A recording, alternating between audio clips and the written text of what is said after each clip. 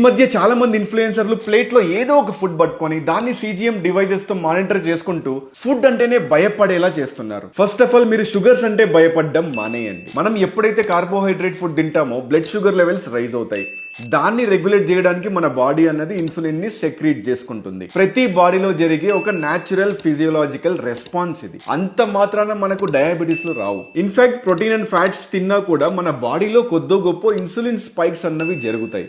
ఈ విధంగా చూసుకుంటే మనకు తినడానికి ఇంకా ఏ ఫుడ్స్ దొరకవు. మీరు యాక్చువల్లీ వర్రీ అవ్వాల్సింది ఏ ఫుడ్ తింటున్నారని కాదు, ఎంత ఫుడ్ తింటున్నారు అని. మీరు ఇంట్లో వండుకునే ఆకుకూరలు, కూరగాయలు, ఫ్రూట్స్ వంటివి ఎంత తిన్నా ఏం కాదు. ఒకవేళ రైస్, రోటీ లాంటి లెస్ న్యూట్రిషియస్ ఫుడ్స్ ఉంటే పోర్షన్స్ని కొద్దిగా కంట్రోల్లో పెట్టుకొని తినండి.